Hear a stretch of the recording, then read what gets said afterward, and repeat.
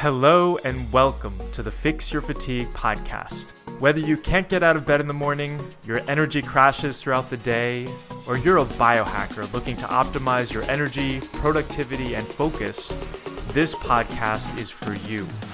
I am Dr. Evan Hirsch, and I will be your host on your journey to resolving fatigue and optimizing your energy. And we'll be interviewing some of the top leaders in the world on fatigue resolution.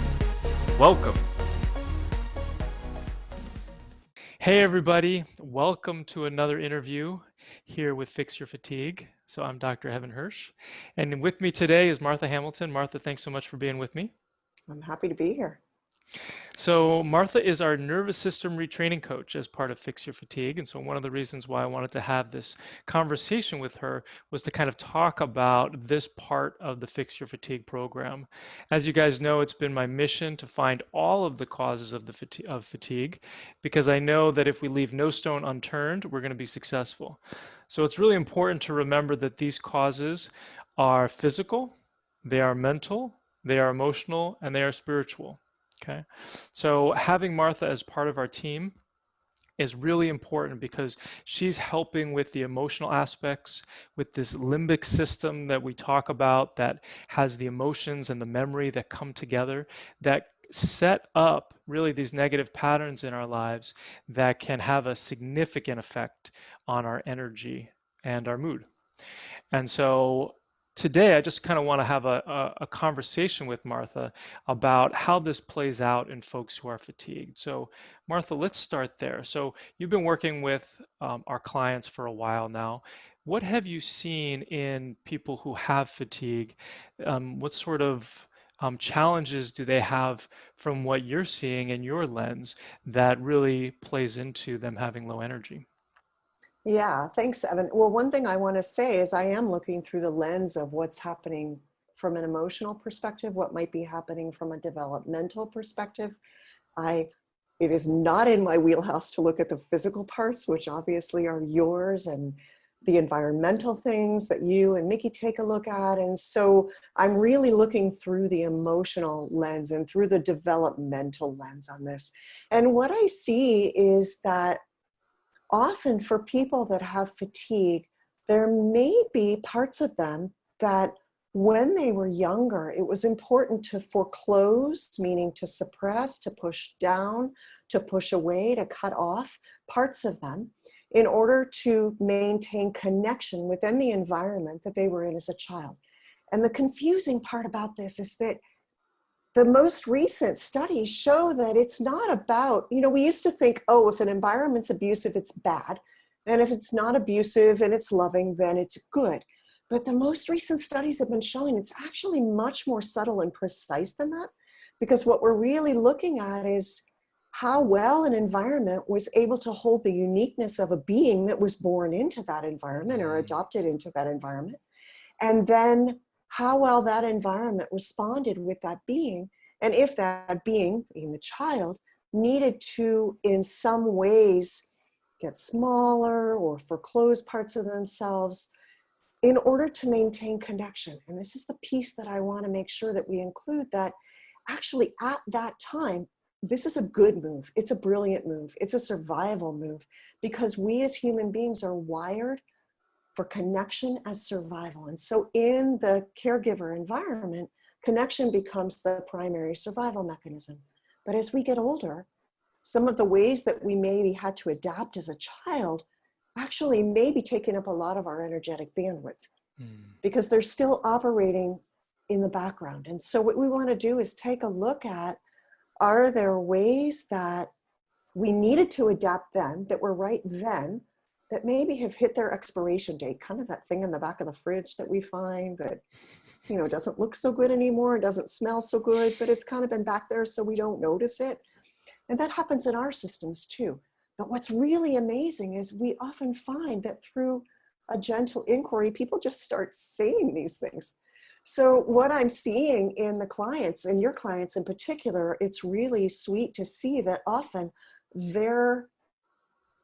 these awarenesses are right below the surface. So a few questions, and all of a sudden, all the information comes pouring out. And I wonder if part of it is because the people are working so hard with you and in other areas and trying to work on these things. That's really interesting. So basically, you're saying that these survival styles, because they are like we're trying to survive, like we're made to survive, right? Mhm. Because I kind of rack my head around this. I'm like, how is this advantageous? How is it advantageous to make humans have several babies that then potentially there is some they're not able to support each one in its uniqueness. Just Mhm. because I was just having this conversation with my mom.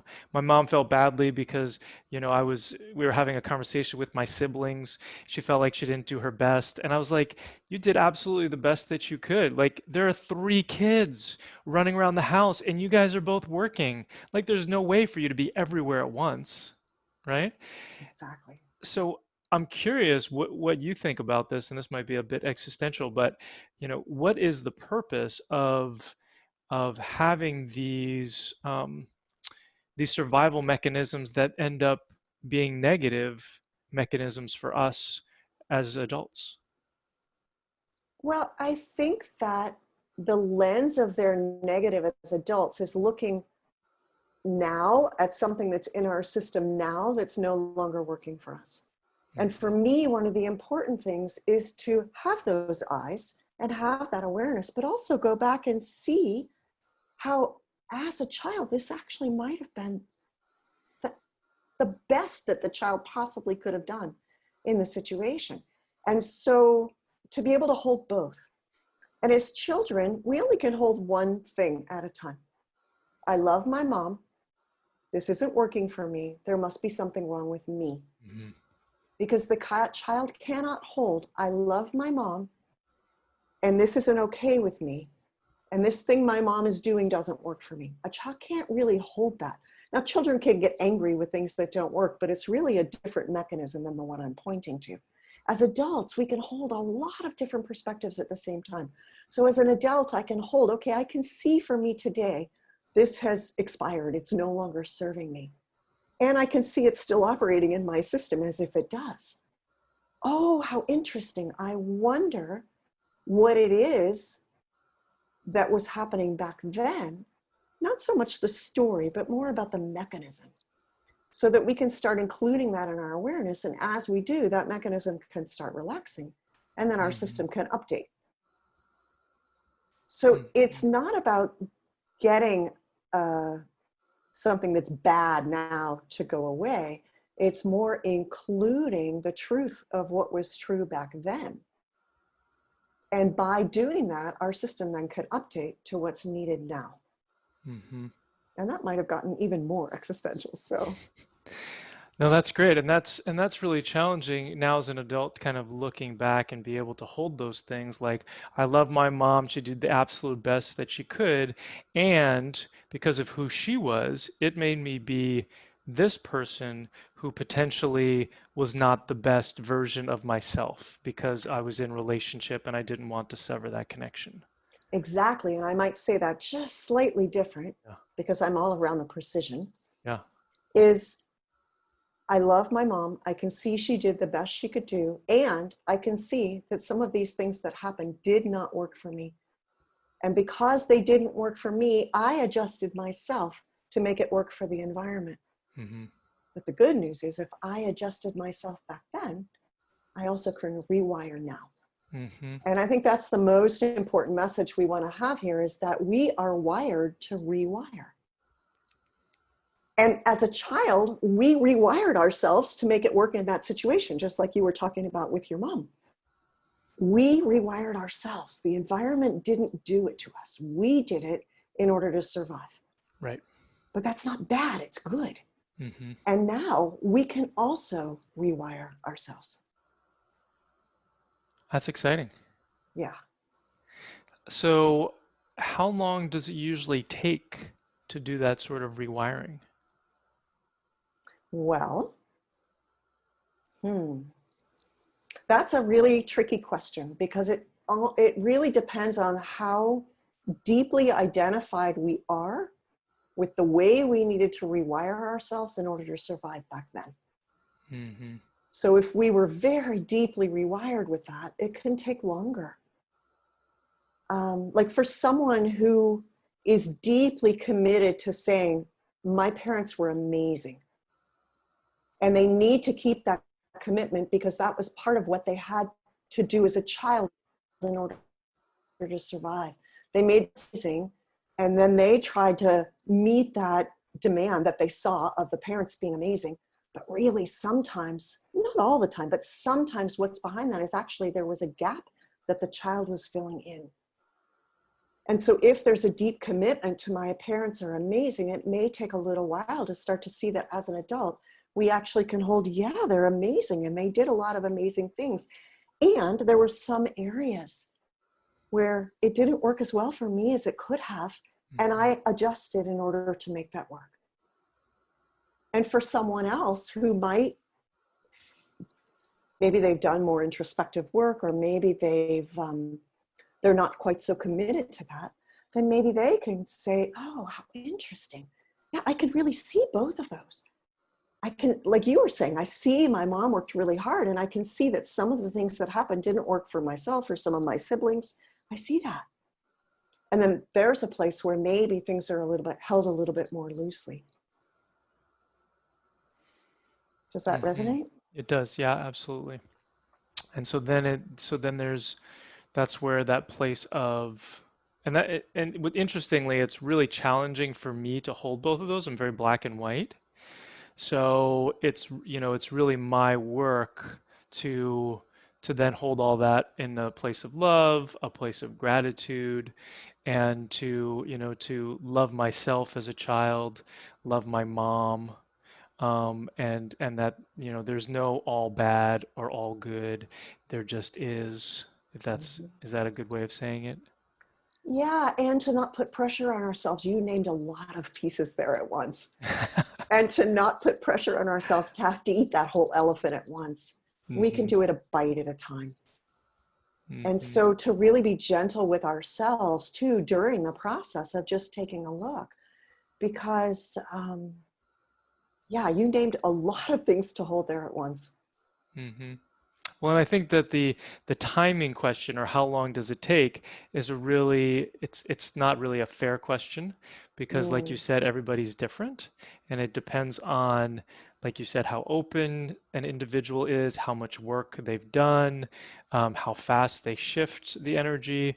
Um, and then about, I think, practices, because obviously these things happen to us during the day, and we have to switch back into what's a more healthy state from maybe a suffering state that we're in.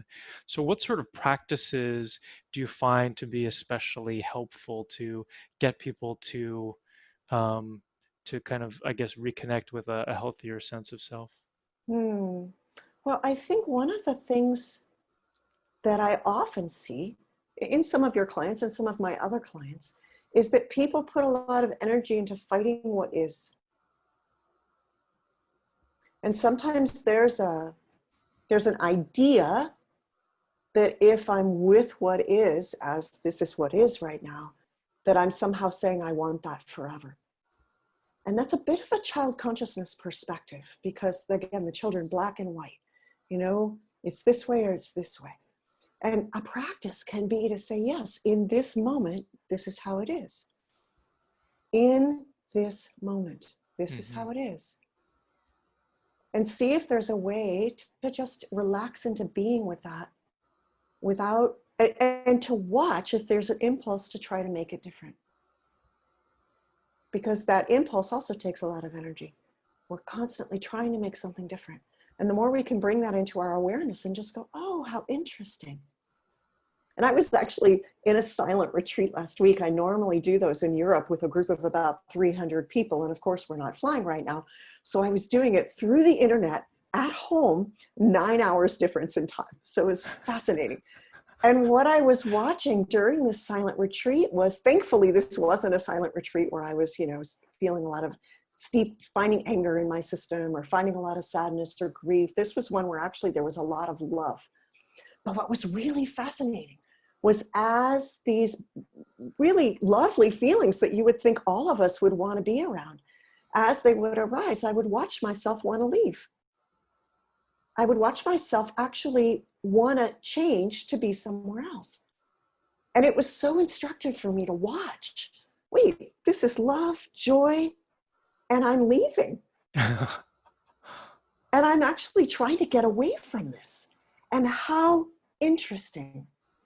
And it's easier to conceive of that than to conceive of really feeling exhausted or hurting and saying, yes, this is how it is right now. I mean, I get that's a more difficult thing, but I would say one practice is really practicing noticing if we can be with what is, and noticing if we have an impulse to try to make it different.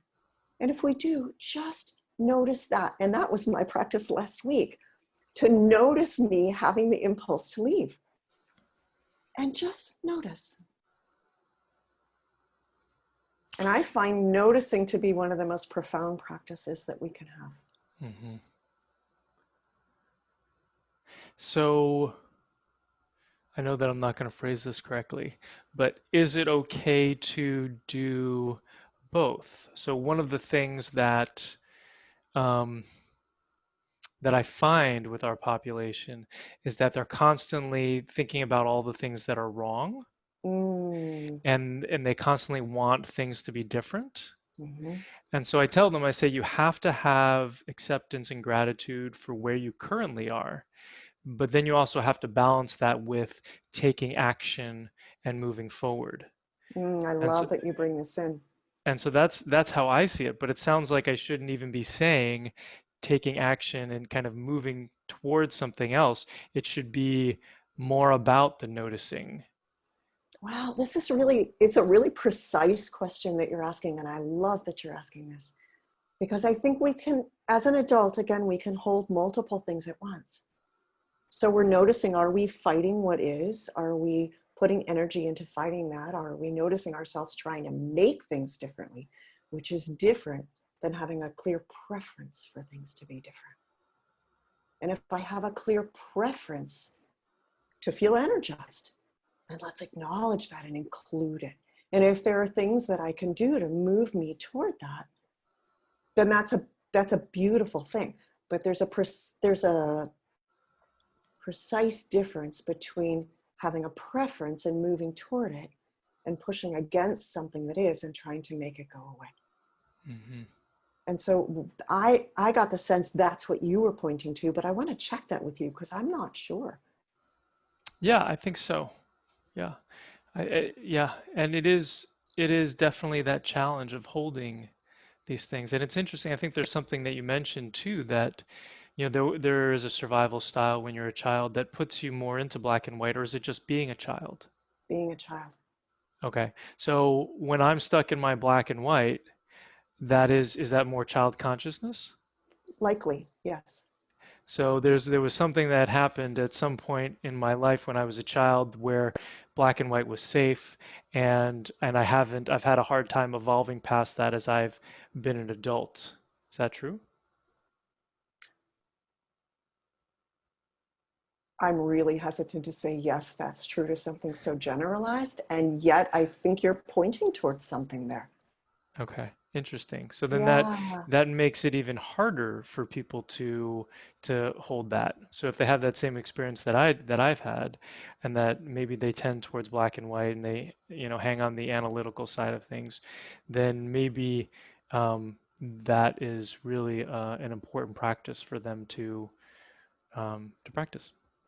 Exactly. And I love that you bring in the analytical, because that is one of the adaptive strategies for children. We go up into our head and cut off from our emotions and our body to varying degrees. These are all like a rheostat, they're not a light switch, in order to adapt. And so then we have less access to our information coming from our body, maybe less access to our emotions. So you describe a really strong adaptive strategy there. Hmm. But to hold it not as something wrong, but as something that was necessary at one time. And then a question of whether it still serves or whether it's hit its expiration date. Right. And again, that can be a rheostat. It doesn't have to be a light switch. Hmm. And one of the other things that sometimes happens is people get the idea that they'll have to stop using all the capacities they developed through those strategies. But the cool thing is we keep the capacities. They just become more conscious and less automatic.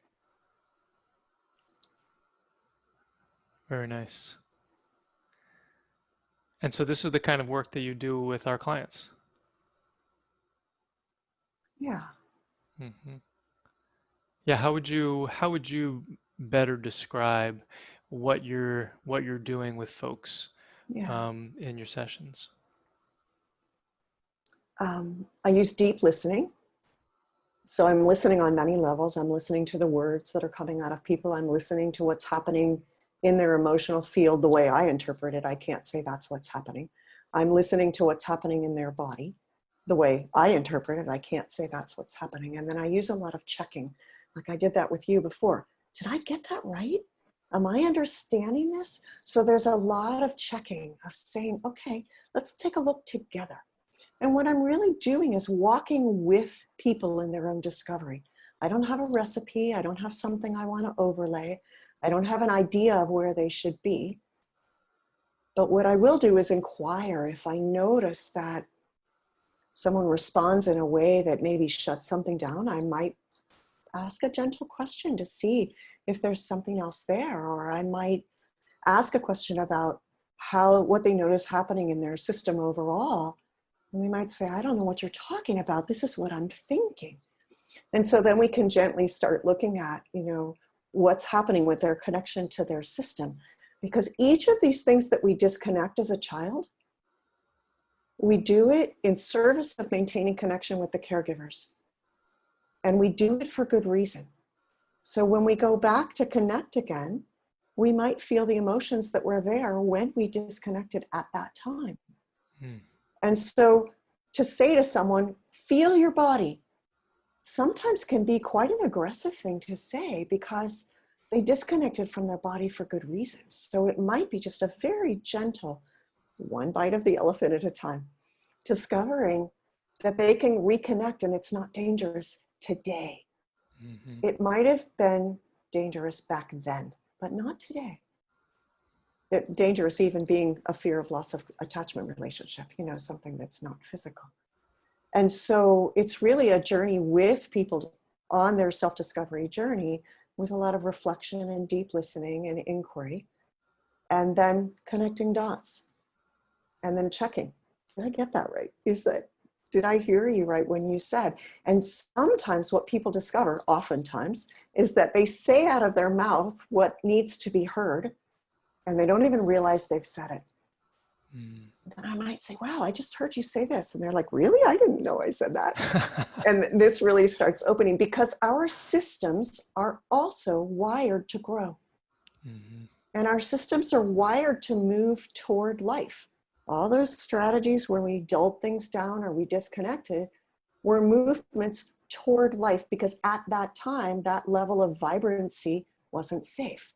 Hmm. As our system discovers that today, actually, that level of vibrancy is safe, we can have these connections, then the system really can start to open. Mm. But it's a slow discovery. It's not something that happens just by, you know, one or two sessions or just by turning on a light switch. Hmm. That would be asking a lot of people. Right. Yeah. Yeah, I tell people, if you've been sick for 20 or 30 years, it's going to be really hard to unwind this in a month. Yeah. And it's probably even longer when we're talking about some of these emotional patterns that have been there since childhood, because people generally are not sick when they're children. It might be I've been sick for 10 years or 20 years or whatever, and they may be 50 years old, but when they're 50, you might actually, be healing patterns from 40 years ago. Well, and I have a question about this for you. I'm so glad you brought this up because I've been wondering, if we suppress emotions or we suppress vibrancy in order to survive as a child, and we find ways to adapt and we go through life, it seems to me that we can carry on with that for quite a while.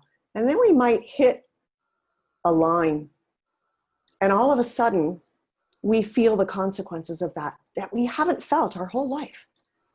But my hypothesis is that some of this has been there for a very long time.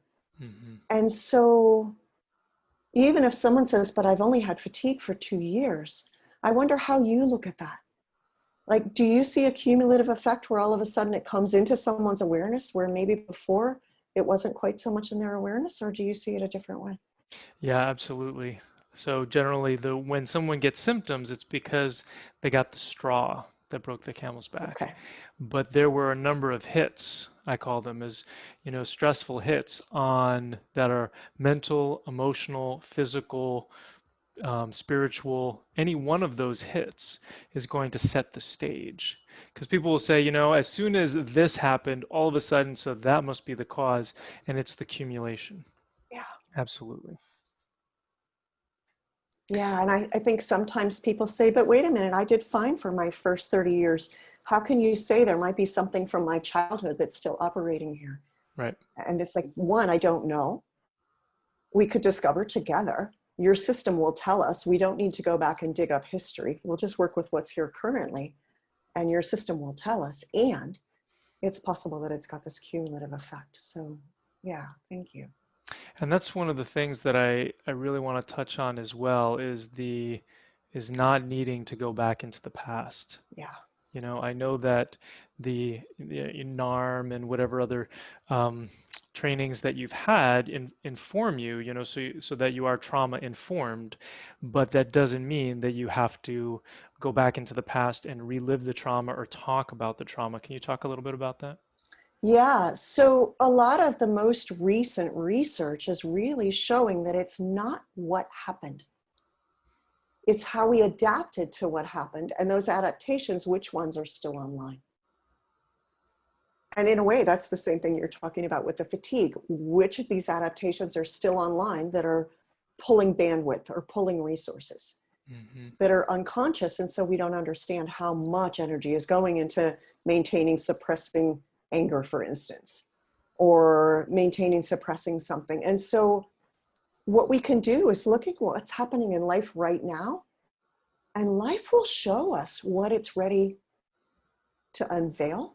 Hmm. And it's so interesting. A client will say, well, I'm looking at this and I want to talk about this. And then all of a sudden they'll say, oh my gosh, I'm having this memory from when I was 3. How strange. And it'll be like, no, that's not strange at all. That's actually your system connecting dots. Hmm. And so we allow the system to heal itself because our systems know what to do when they have proper support. And I understand that a lot of what you're doing physically is giving people the proper support so their systems can heal themselves. Right. And emotionally, that's what NARM and some of these other modalities that I'd look at, but primarily NARM is really doing is supporting people so that their systems can heal themselves. And what does NARM stand for? The Neuroaffective Relational Model for Healing Early Developmental Trauma in Adults. Hmm. Nice. And it sounds like you just kind of gave us the definition or how you work with it. Is there anything else that you would add to that?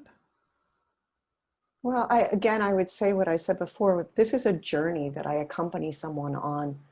I cannot fix them. I cannot wave a magic wand. I have no pixie dust. But what I do have is a lot of awareness that I can bring in and support someone with on their journey. Hmm. Hmm. Excellent.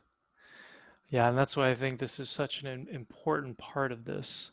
Especially if we don't have to go back, and that we can actually see what we have right here, and that we can make transformation that can really lighten the load in so many ways, because that is, the way that I see it from a physiologic standpoint is that's chronic stress. Anybody who's got chronic stress from a mental emotional standpoint is going to have suppressed hormones, and Mhm. they're going to have mitochondrial dysfunction. And the body is going to try its best to adapt throughout time because that's what humans do until it can no longer do so. And it gets a number of these other hits, and then all of a sudden somebody gets fatigue. Yeah. Yeah. Yeah. So I'm so delighted to be here on this journey with you in what you're bringing to the world. And this small slice of the pie that I bring, I'm so happy to bring. Excellent. Well, it's such a gift to have you working with us um, and being on this path together. So I think I have, just one more question for you, and it's really just about a really the best takeaway from this. And it sounds like to me like it's really about noticing. Would you agree with that? I would agree. Okay. And is there a particular practice on noticing that people can do from home as a good supplement to the work that they're doing with you? Yeah, I mean, noticing also has many layers. I notice that I'm noticing. I notice that I notice that I'm shaming myself. I notice that I'm shaming. Oh, how interesting. I notice that I'm trying to get away from something. So we can actually use the noticing. I notice that I'm really irritated with noticing. Very good.